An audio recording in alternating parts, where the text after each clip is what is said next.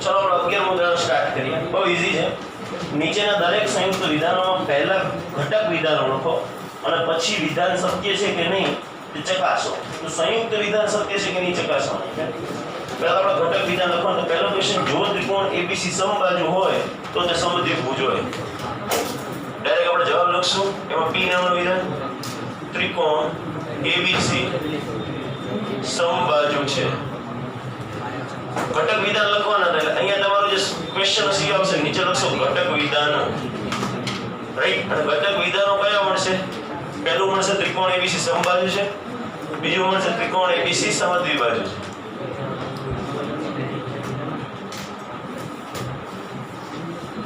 Right. પ્રશ્ન શું છે? પ્રશ્ન એવો છે વિધાન જો ત્રિકોણ ABC સમબાજુ હોય તો તે સમદ્વિબાજુ. ત્રણે બાજુ હરખી હોય તો બે બાજુ હરખી છે એમ કહેવાય. સાચું છે ખોટું? સાચું છે. બરાબર. તો અહીં લખશો, અહીં બંને વિધાન સત્ય હોવાથી સંયુક્ત વિધાન કેવું મળશે આપણને? સત્ય મળશે. સત્ય. ઓકે, સત્ય છે. નેક્સ્ટ જોઈએ. આપેલો દાખલો પૂરો ઉદાહરણ 11 નો બીજો દાખલો. એમાં આપણને એવું કીધું છે જો A અને B પૂર્ણાંક સંખ્યા હોય તો AB સમય સંખ્યા છે. તો ક્વેશ્ચન તમારે લખવાનું કે નીચે લખવાનું ઘટક વિધાનો. એમાં P અને Q બે નામ આપી દઈએ. P વિધાન શું છે? A અને B પૂર્ણાંક સંખ્યાઓ છે. A અને B પૂર્ણાંક સંખ્યા હોય શબ્દ આપણે પૂર્ણાંક સંખ્યા છે. અને Q નામનું વિધાન શું છે?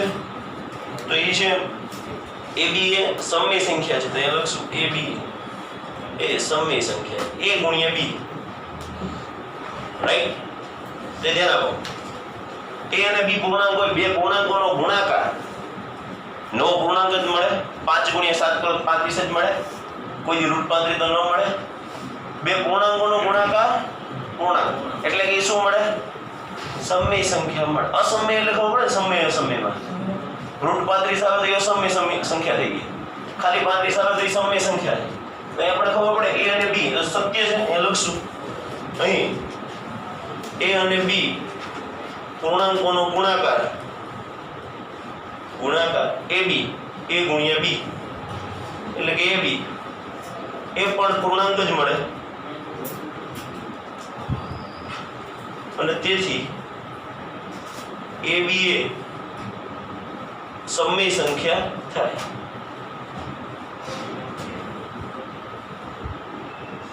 તેથી સંયુક્ત વિધાન કેવું છે?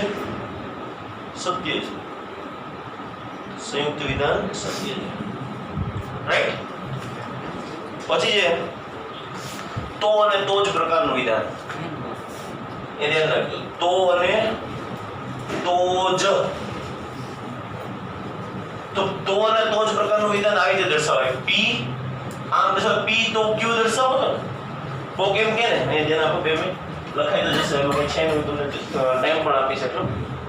P તો Q ને આમ દર્શાવે. P તો અને તો જ Q ને આમ દર્શાવે. આ બાજુ હાલે ને આ બાજુ હાલે. સમજાય છે વાત? તો અને તો જ નો મતલબ શું થાય? બંને બાજુ સમાનતા રહેવી છે. એટલે કો કેમ કે ને P તો અને તો જ Q તો નામ લખાય P તો અને તો જ Q. કો કેમ કે Q તો અને તો જ P તો નામ લખાય Q તો અને તો જ. તો આ સિમ્બોલ કોનો થાય? તો અને તો જ. જો P તો Q કે તો સિમ્બોલ કેવો થાય ખબર પડી? એક જ સાઈડ એરો થાય. બે સાઈડ એરો થાય એનો મતલબ શું થાય? તો અને તો જ. હવે આને લખાય કેવી રીતે? તો ઘણી બધી રીતે લખાય. આપણે એક રીત તો જોઈ લીધી. જો P તો અને તો જ Q. બીજી રીત Q તો અને તો જ P. અને અહીંયા નથી દર્શાવતા અત્યારે. માની લો ત્રીજી રીત એવી થાય એ આવશ્યક અને પર્યાપ્ત છે. આપણે 5 રીત જોઈ હતી ને, આમાં 4 રીત થઈ જશે. શું કામ? એમાં આવશ્યક અને પર્યાપ્ત અલગ અલગ રીત હતી. હવે ભેગી થઈ જાય. શું કામ બે ભેગી થઈ જાય? P તો અને તો જ Q તો Q અને તો અને તો જ P. બરાબર. એટલા માટે બે ભેગા થઈ જાય. આવશ્યક પર્યાપ્ત તો બધું એકનું એક. તો આવશ્યક અને પર્યાપ્ત છે. ચિંતા ન કરો. આમાં 5 રીતે લખવાના છે કે P તો અને તો જ Q. અને છેલ્લે તો અહીંયા જો P તો અને તો જ Q હોય તો તમે Q તો અને તો જ P એવું લખી શકો. આ દર્શાવવાની રીત પતી ગઈ. દાખલો જોઈશો. સરસ મજાનો દાખલો છે પાછળ. ઉદાહરણ નંબર 12 લે. બહુ મસ્ત દાખલો છે. ઉદાહરણ નંબર 12. બે વિધાન આપ્યા એને જોડવાના છે. નીચે બે વિધાનની જોડ આપેલ છે. બંને વિધાનને તો અને તો જોડે જોડો. બધા ધ્યાન આપશો. ઉદાહરણ નંબર 12 પેજ નંબર 312 ફરજિયાતપણે એમાં ધ્યાન આપો, પછી લખજો. એમાં પી નામનું વિધાન શું છે? પી નામનું વિધાન એવું છે, જો લંબચોરસ એ ચોરસ હોય તો તેની ચારે બાજુઓ એકરૂપ હોય. ક્યુ નામનું વિધાન એવું છે, જો લંબચોરસની ચારે બાજુ એકરૂપ હોય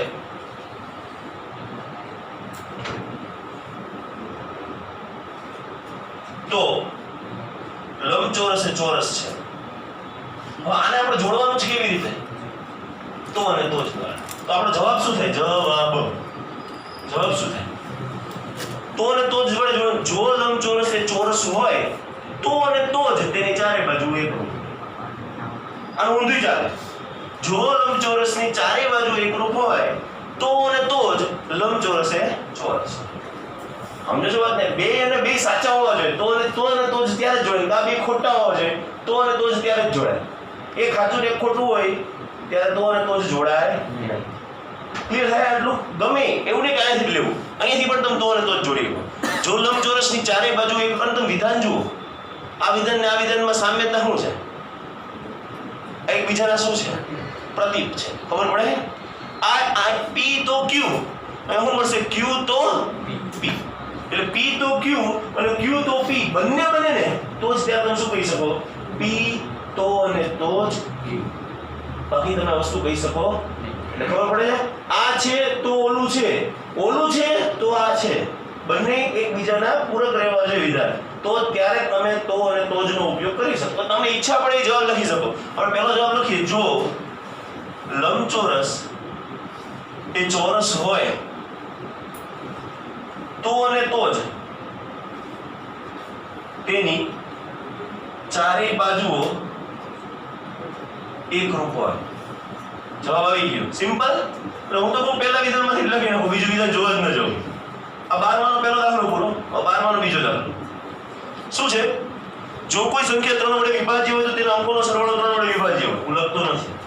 ક્યુ નામનું વિધાન શું છે? એવું છે, જો કોઈ સંખ્યાના અંકોનો સરવાળો 3 વડે વિભાજ્ય હોય તો તે સંખ્યા 3 વડે વિભાજ્ય હોય. તો આપણે તો અને તો જ વાપરવું છે. તો શું લખી શકો? જો કોઈ સંખ્યા, આ લોકોને જો નથી લખતા તો અને તો જ માં, કારણ કે જો તો અને તો જ થઈ જાય એટલે મારી મિસ્ટેક થઈને જો નથી લખવાનું. જો સિવાય, કારણ કે તો અને તો જ ને જોડવાના છે. તો અહીંયા તમને જે જવાબ આપ્યો છે એમાં જો કોઈ સંખ્યા જગ્યાએ શું લખશો? આનો જવાબ શું આવશે? કોઈ સંખ્યા 3 વડે વિભાજ્ય હોય. પહેલું વિધાન જો 3 વડે વિભાજ્ય હોય તો અને તો જ તેના અંકોનો સરવાળો 3 વડે વિભાજ્ય હોય. જવાબ પાછળ નીચે આપેલો છે, જોઈ લ્યો. જવાબ આવી જશે. બરોબર? તો આનો મેઇન સિદ્ધાંત શું? મેઇન સિદ્ધાંત આવો. સિદ્ધાંત આગળની બાજુએથી જો કાઢી નાખવાનું.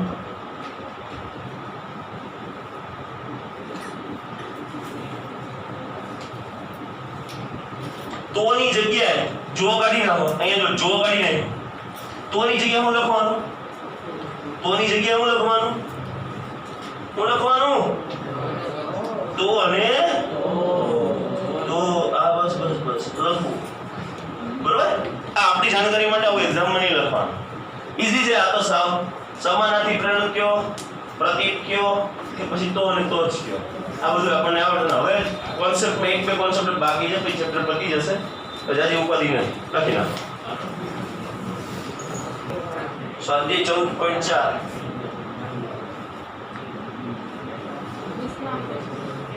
જોઈએ તો એમાં આપણને કીધું નીચેના વિધાનને 5 જુદી જુદી રીતે લખો. તો આપણે એ વસ્તુ કરેલી છે અગાઉ, એનું જ રિપીટેશન છે. વિધાન આવું છે, જો કોઈક પ્રાકૃતિક સંખ્યા અયુગ્મ હોય તો તે તેનો વર્ગ પણ અયુગ્મ હોય. તમે કોઈ પણ પ્રાકૃતિક સંખ્યા વિચારી લો. પ્રાકૃતિક સંખ્યા સ્ટાર્ટિંગ ફ્રોમ 1 3 5 7 9 આટલો વિચારીએ છે. ઘણી બધી છે. તો હવે કેમ આવી વિચારી 2 3 4 5 કેમ ન વિચારી? કારણ કે મારે કેવી વિચારવાની? 1 નો વર્ગ 1 જવાબ અયુગ્મ. 3 નો વર્ગ 9 9 રહ્યો અયુગ્મ. 5 નો વર્ગ 25 25 રીવી અયુગ્મ. 7 નો વર્ગ 49 49 રીવી અયુગ્મ. ખબર પડે છે?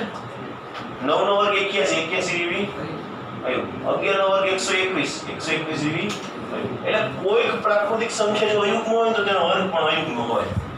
આવું કે છે. આપણે 5 જુદી જુદી લખવાની છે. તો પહેલી રીત આપણે કઈ લખતા હતા? જો p તો q પ્રકારનું વિધાન. તો આનો જવાબ શું બનશે? આનો જવાબ આવો બનશે. જો એટલે કોઈક, જો ન લખવું હોય તો કોઈક પ્રાકૃતિક સંખ્યા એનું જ લખી નાખવાનું. પહેલી રીત તો બહુ ઈઝી છે. અયુગ્મ હોય તો તેનો વર્ગ પણ અયુગ્મ હોય. તો પહેલો દાખલો છે સ્વાધ્યાય 14.4 નો પહેલો દાખલો, પહેલો વિધાન લખ્યું. બીજું શું હતું? p એ q માટેની પર્યાપ્ત શરત છે. રાઈટ, તે લખવાનું. અહીંયા તમે 2-3 રીતે લખી શકો. તમે એવું ધારી શકો, અહીંયા આને x ધારી શકો. x અયુગ્મ હોય તો x વર્ગ અયુગ્મ હોય. વાત પતી. એવી રીતે p એ q માટેની પર્યાપ્ત શરત. પર્યાપ્ત શરત શું થઈ? તો કે એ પર્યાપ્ત છે કે, જો સ્ટાર્ટિંગ કેવું કરું તેવું કરું, એ પર્યાપ્ત છે કે કોઈ સંખ્યા, કોઈ પ્રાકૃતિક સંખ્યા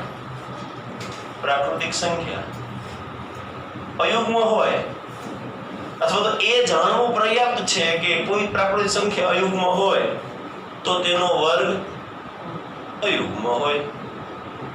પણ લખો તો પણ ચાલે, ન લખો તો પણ ચાલે. આ પર્યાપ્ત શું છે? આમ પ્રાકૃતિક સંખ્યા કેવી? અયુગ્મ. પછી ફિક્સ જ હોય. જો અયુગ્મ હોય, પ્રાકૃતિક સંખ્યા અયુગ્મ હોય, એનો વર્ગ જોઈ લો. તમે કોઈ પણ સંખ્યા ઉપાડો, તમને ઈચ્છા પડી અયુગ્મ 21 ઉપાડો, 21 નો વર્ગ કેટલો થાય? 441. અયુગ્મ 441 અયુગ્મ થાય. ખબર પડે કે નહીં? બરાબર. 25 નો વર્ગ 625. 625 કેવું કહેવાય? અયુગ્મ. વિભાજ્ય નથી કહેતો, અયુગ્મ કહું છું. ઘણા વિભાજ્ય અયુગ્મમાં મિસ્ટેક થઈ જતી હોય. ત્રીજું, q તો જ p. આમાં શું આવશે? જો કોઈ સંખ્યાનો વર્ગ અયુગ્મ હોય તો જ તે સંખ્યા કેવી હોય? અયુગ્મ હોય. તો વિચાર લો, બેકી સંખ્યા વિચારશો. 2 નો વર્ગ 4, 4 નો વર્ગ 16, 6 નો વર્ગ 36, 8 નો વર્ગ 64, 10 નો વર્ગ 100, 12 નો વર્ગ 61. એ બધી બેકી જ આવે. અને આ બધી કેવી આવે? એકી જ આવે. અયુગ્મ સંખ્યા છે. પછી ચોથી રીત. ચોથી રીતમાં આપણે શું લખતા હતા? q એ p માટેની આવશ્યક શરત છે. અહીંયા લખશું એ આવશ્યક છે કે, સ્ટાર્ટિંગ એવું કરવાનું, એ આવશ્યક છે કે, પહેલા લખવાનું q, કોઈ સંખ્યાનો વર્ગ, કોઈ પ્રાકૃતિક શબ્દ, એ પ્રાકૃતિક રહી ગયું, અહીંયા રહી ગયું, કોઈ પ્રાકૃતિક સંખ્યા, કોઈ પ્રાકૃતિક સંખ્યાનો વર્ગ એ આવશ્યક છે કે કોઈ પ્રાકૃતિક સંખ્યાનો વર્ગ અયુગ્મ હોય તો એ સંખ્યા અયુગ્મ હોય. રાઈટ. નેક્સ્ટ જોઈએ. નેક્સ્ટ શું હતું? q નથી તો p નથી. રાઈટ. એમાં શું લખશું? q નથી એટલે કોઈક સંખ્યાનો વર્ગ, કોઈક પ્રાકૃતિક શબ્દ ન હોય, કોઈ પ્રાકૃતિક સંખ્યાનો વર્ગ અયુગ્મ સંખ્યા હોય અથવા તો અયુગ્મ હોય, અયુગ્મ ન હોય, અયુગ્મ ન, કારણ કે નિષેધ છે, નિષેધ ઓફ કોઈ પ્રાકૃતિક સંખ્યાનો વર્ગ અયુગ્મ ન હોય તો તે સંખ્યા પણ અયુગ્મ ન હોય. સિમ્પલ. પૂરું. નેક્સ્ટ છે દાખલા નંબર 2. દાખલા નંબર 2 માં આપણે કીધું પ્રેરણા અને પ્રતીક લખો. પહેલો ક્વેશ્ચન છે, જો x 2 લખવાના, પ્રેરણા લખવાનું છે અને પ્રતિપ્રેરણ. જો x અવિભાજ્ય સંખ્યા હોય તો x અયુગ્મ આનું તો સમાનાર્થી પ્રેરણ શું થાય? સમાનાર્થી પ્રેરણ. અહીંયા શું આવશે? પ્રતિપદ. પહેલાનું સમાનાર્થી પ્રેરણ શું થાય? જો x અયુગ્મ ન હોય, સમાનાર્થી પ્રેરણ લખો પડે ને, નિષેધ ઓફ q તો નિષેધ ઓફ p. બરાબર. જો x અયુગ્મ ન હોય તો x અવિભાજ્ય સંખ્યા ન હોય. અહીંયા છે ને અયુગ્મની બાજુમાં સંખ્યા લખવી પડશે. અયુગ્મ સંખ્યા ન હોય. જો x અયુગ્મ સંખ્યા ન હોય તો x અવિભાજ્ય સંખ્યા ન હોય. આનું પ્રતીક શું થાય? જો x અયુગ્મ સંખ્યા હોય તો x અવિભાજ્ય સંખ્યા હોય. આનું શું થયું? પ્રતીક થયું. નેક્સ્ટ છે બીજો ક્વેશ્ચન.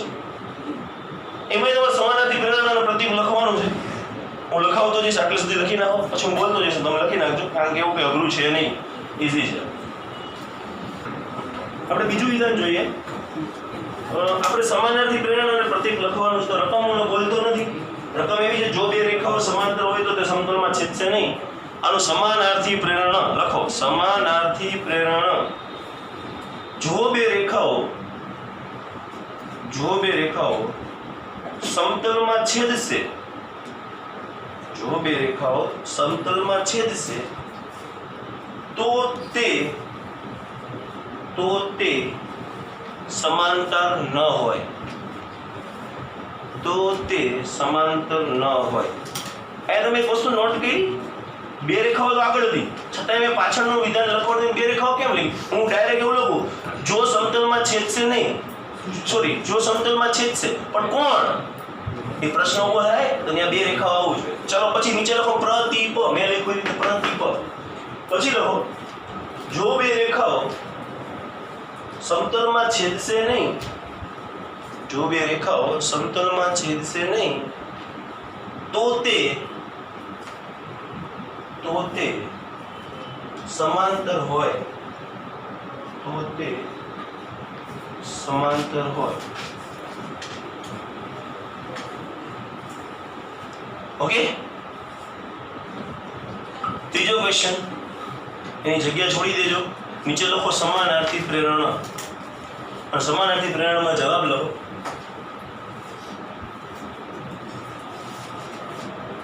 જો કોઈકનું તાપમાન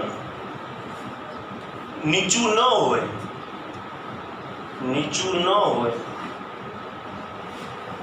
તો તે ઠંડુ ન હોય.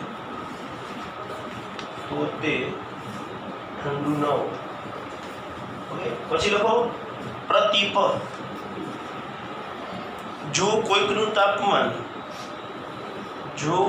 તાપમાન નીચું હોય તો તે ઠંડુ હોય.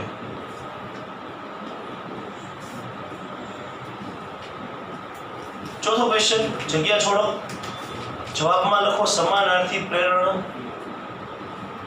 અને જગ્યા છોડી ને એવું જાઓ ને એટલે સાહેબ આવે ને 3-4 મિનિટનો સમય ને પ્રશ્ન લખી નાખે. કેટલો સમય બચે? હે, ચાલો જુઓ નેક્સ્ટ ચોથો ક્વેશ્ચન. એમાં સમાનાર્થી પ્રેરણ લખ્યું, એમાં લખો જો તમે તાર્કિક સાબિતી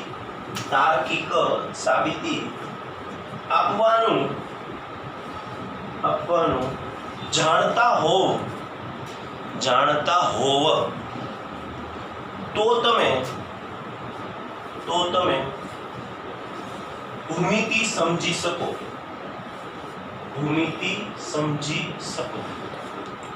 રાઈટ.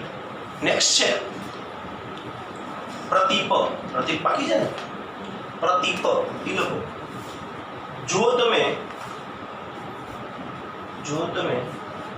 તાર્કિક સાબિતી આપવાનું જાણતા ન હોવ તો તમે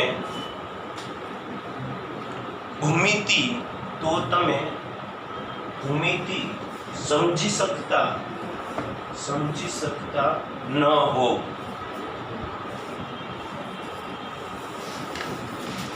ઓકે, પાંચમો ક્વેશ્ચન, એમાં લખો સમાનાર્થી પ્રેરણ, જગ્યા છોડી દેજો, સમાનાર્થી પ્રેરણ. હવે એમાં લખો જો x 4 થી વિભાજ્ય, રકમ જોતા જજો, જો x 4 થી વિભાજ્ય ન હોય તો તે યુગ્મ સંખ્યા ન હોય. પછી લખો પ્રતિપદ, એમાં લખો જો x એ 4 થી વિભાજ્ય હોય તો તે યુગ્મ સંખ્યા હોય. Next question, example number 3. પ્રશ્ન શું છે? દરેક વિધાનને જો તો સ્વરૂપમાં લખો. વિધાન શું છે? પેલા રકમ લખી નાખો. દરેક વિધાનને જોતો સ્વરૂપમાં લખો. દરેક વિધાનને જો તો સ્વરૂપમાં લખો. આવું લખી નાખો. પહેલું વિધાન છે, હું ડાયરેક્ટ જવાબ લખું છું. તમારે પહેલા વિધાનની રકમની જગ્યા છોડી પછી નીચે એરો મારીને લખવાનું. તો પ્રશ્ન, તમને નોકરી મળી એ સૂચવે છે કે તમારા પ્રમાણપત્રો સારા છે.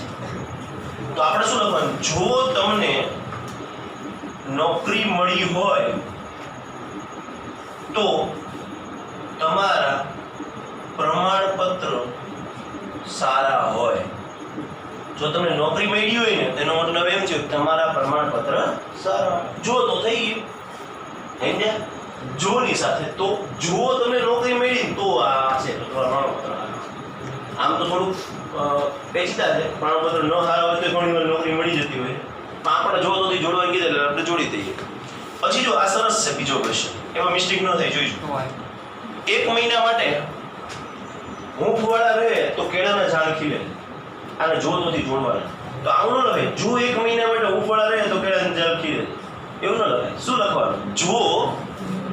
જો કેળાના ઝાડ, એટલે કોણ 1 મહિના હૂંફવાળું રહી તો લખવું પડે. જો કેળાના ઝાડ 1 મહિના માટે હૂંફવાળા રહે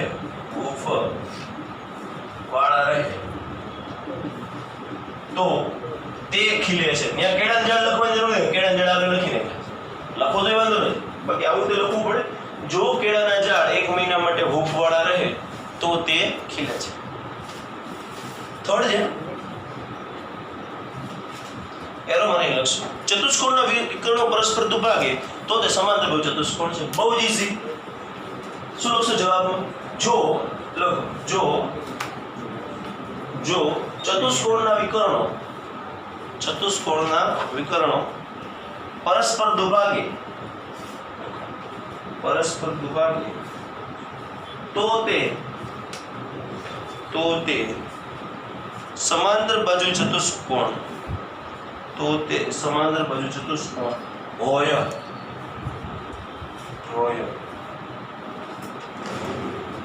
ઓકે, નેક્સ્ટ આપણે ચોથો ક્વેશ્ચન, એનો જવાબ લખવાનો.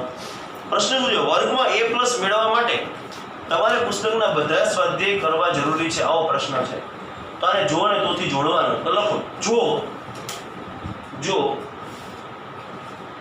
તમે વર્ગમાં A+ મેળવ્યો હોય તો તમે પુસ્તકના બધા જ સ્વાધ્યાય કર્યા હોય. ઓકે, હવે આવશે એક્ઝામ્પલ નંબર 4.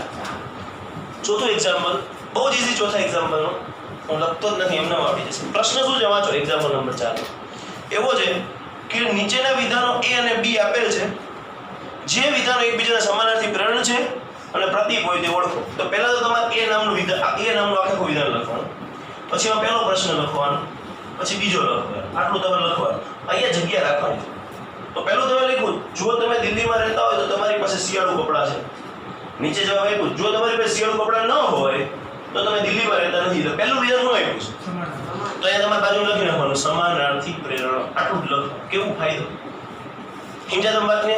તમારે લખવાનું વધી જાય. તમારે પહેલા આખી રકમ લખવાની, પછી 1 લખવાનું, 2 લખવાનું, 1 નું લખવું નહીં. આમે આ જે રકમ ને એનું શું બને? 1 નંબર સમાનાર્થી. જો તમારી પાસે શિયાળુ કપડાં હોય તો તમે દિલ્હીમાં રહેવા છો, એનો ઈ શું આપ્યું કહેવાય? પ્રદીપ. તો એ તમે લખશો પ્રદીપ. પહેલું સમાનાર્થી પ્રેરણા અને બીજું પ્રદીપ. નેક્સ્ટ છે, જો ચતુષ્કોણ સમાંતર બાજુ ચતુષ્કોણ હોય તો તેના વિકર્ણો પરસ્પર દુભાગે. એમાં પહેલું છે, જો ચતુષ્કોણના વિકર્ણો પરસ્પર ન દુભાગે તો તે ચતુષ્કોણ સમાંતર બાજુ ચતુષ્કોણ નથી. તો એ શું આપ્યું છે? સમાનાર્થી. નીચેનું શું આપ્યું? જો ચતુષ્કોણના વિકર્ણો પરસ્પર દુભાગે તો તે સમાંતર બાજુ ચતુષ્કોણ છે. તો એ શું આપ્યું છે? પ્રદીપ. સમજાય છે વાત? ઉપરનો ભાગ જે રહ્યો એનો એક જવાબ પહેલો નંબર છે, બીજો જવાબ બીજો નંબર. પહેલો નંબર શું છે? ઉપરના જવાબનું સમાનાર્થી પ્રેરણા છે. બીજો નંબર શું છે? ઉપરના જવાબનું પ્રતીક છે. ઓકે, સ્વાધ્યાય 14.4 પૂર્ણ. પડી ખબર? અવાજ નહીં. વિધાનોની યથાર્થતા ચકાસવા માટેના નિયમો છે. એ નિયમો આપણે જોઈ લઈએ.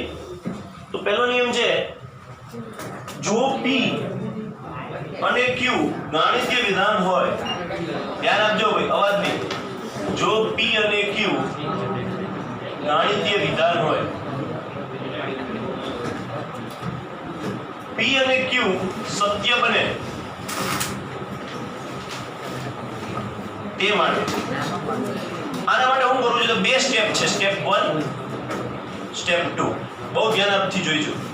P અને Q બંને સત્ય છે તેવું સાબિત કરવું હોય ને, એના માટે શું કરવું પડે? તો એક પહેલું સ્ટેપ વિધાન P એ સત્ય બતાવવું પડે. ખબર છે આ વસ્તુ? આપણે શીખાતા હો? નથી શીખા? નહીં?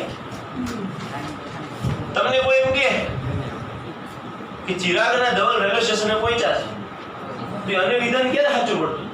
બે હોય. એટલે અને હોય ને ત્યારે પહેલાને સત્ય સાબિત કરવું પડે, બીજાને સત્ય. તો આખું વિધાન સત્ય છે તેમ. આને કહેવાય યથાર્થ. બીજું કાંઈ છે? સમજાઈ ગઈ આ વસ્તુ? આમાં કોઈ સમજવાની જરૂર છે? નેક્સ્ટ છે અથવા વાળું વિધાન. નિયમ નંબર 2, અથવા વાળું વિધાન. આમાં અને વાળું વિધાન હતું, અથવા વાળું વિધાન. તો જો આપણને એવું આપે કે P અને Q ગાણિતીય વિધાન હોય, P અને Q, અહીંયા આપણે એક અહીંયા લખી નાખીએ અને વાળું વિધાન, અને વાળું વિધાન. બરાબર? આ અથવા વાળું વિધાન જોઈશું. ઓકે, અથવા વાળું વિધાન. P અને Q ગાણિતીય વિધાન હોય તથા P અથવા Q સત્ય બને તે માટે P અથવા Q ને સત્ય બનાવવું હોય તો શું કરવાનું? તો એની અંદરના 3 સ્ટેપ છે. પહેલા આપણે એવું ધારીને ચાલવાનું, સ્ટેપ નંબર 1, કે વિધાન P મિથ્યા છે, આ મિથ્યા હોય, તથા વિધાન Q સત્ય છે. આ સત્ય થવું જોઈએ તો જ અથવામાં બેમાંથી કોઈ પણ એક સત્ય થવું જોઈએ કે નહીં? તો જ સત્ય બને કે નહીં? બીજું સ્ટેપ 2, જો આ ન કરવું હોય તો બીજું તમે શું કરી શકો?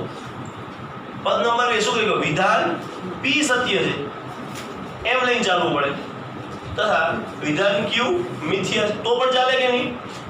હું અથવા ધવલ રેલવે સ્ટેશને પહોંચી, બેમાંથી ગમે એક પહોંચી, ચાલી કે નહીં? સત્ય કહેવાય કે નહીં? સ્ટેપ નંબર 3, તમારે શું સાબિત કરવું પડે? બે સત્ય હોય, 3 કન્ડિશન થાય કે નહીં? એ તમે લખી શકો વિધાન P અને Q બંનેને સત્યતાની ચકાસણી કરવી પડે, બંનેની સત્યાર્થતાની. તો તમને આમાં કોઈ વાંધો આવશે નહીં અને રચવામાં. હવે જે છે ને સમજવા જેવું છે. હવે જે જોતો છે, જોતોને સત્ય કરવું હોય તો શું કરવાનું? તો જોતો વાળું વિધાન, નિયમ નંબર 3. ઓકે, જો તો આ જે વિધાન રહી, આ વાળું વિધાન, આની સત્યાર્થતા ચેક કરવાની. તો એના માટેના સ્ટેપ જોઈ લઈએ. તો પહેલા લખી નાખીએ, જો P તો Q માંથી કોઈ પણ એક વિકલ્પ સત્ય હોય તો એમાં બે રીત છે, આની અંદર બે રીત છે. એક છે એને કહે છે પ્રત્યક્ષ પદ્ધતિ અને બીજી કહીએ છીએ સમાનાર્થી પ્રેરણાની પદ્ધતિ. તમને જો એક્ઝામમાં પૂછાય તો આજ પૂછાય છે, આ અને અથવા વાળા તમને બુદ્ધિ ચાલી જ જાય છે. એ સાબિત કરવાનું તો તમે ઈઝીલી સાબિત કરી દો. પણ જો તો વાળું વિધાન હોય એને તમારે સત્ય છે કે નહીં ચેક કરવું હોય એના માટે સ્ટેપ શું છે તો ધારી લેવાનું. પહેલું વિધાન, ધારો કે વિધાન P સત્ય છે. પહેલું ધારી લેવાનું કે આ સત્ય છે, બરાબર. તેમ ધારીને Q સત્ય છે તેમ સાબિત કરવાનું.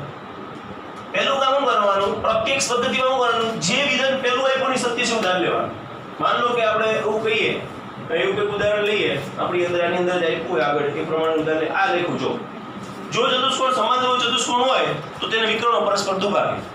તમારું P વિધાન છે ચતુષ્કોણ સમાંતર ચતુષ્કોણ હોય તો સત્ય છે ઉદાહરણ લેવાનું. સમાંતર ચતુષ્કોણ છે, ચતુષ્કોણ તો ઘણા પ્રકારના, પણ પહેલું વિધાન તમારે કેવું લીધું? સત્ય. હવે જોવાનું કે વિકર્ણો ખરેખર દુભાગે. હા દુભાગે. તો કયું સત્ય થયું? તો આખું વિધાન કેવું થયું? સત્ય. ખબર પડે છે વાત? આને કઈ પદ્ધતિ કહેવાય? પ્રત્યક્ષ પદ્ધતિ. પ્રત્યક્ષનો મતલબ આ સાચું છે તો ઓલું સાચું છે, બરાબર? બાકી નથી. સમાનાર્થી પ્રેરણાની પદ્ધતિમાં શું આવશે? તેમાં એવું હશે વિધાન Q મિથ્યા છે.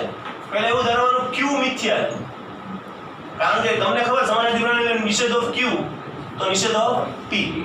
તો પહેલા Q મિથ્યા છે ઉદાહરણ લેવાનું. તેમ ધારીને આમાં ઊંધા ધારવાનું.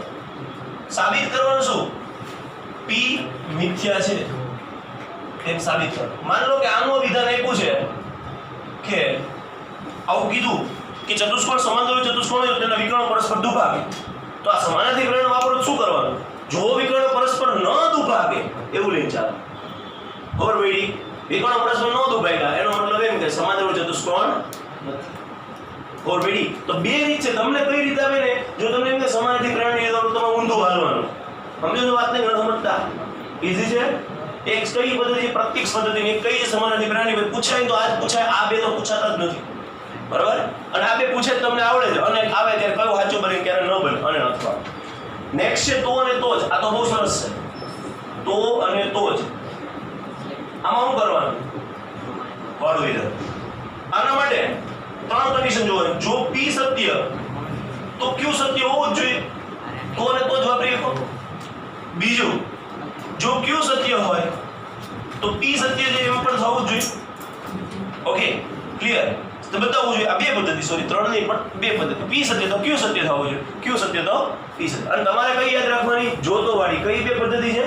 પ્રત્યક્ષ પદ્ધતિ અને સમાનાર્થી પ્રેરણા. પ્રત્યક્ષ પદ્ધતિમાં શું કરી લેવાનું? P સત્ય છે લઈને ચાલવાનું. શું સાબિત કરવાનું? Q સત્ય છે. અને સમાનાર્થી પ્રેરણાની પદ્ધતિમાં શું કરવાનું? Q સત્ય નથી તો P સત્ય નથી.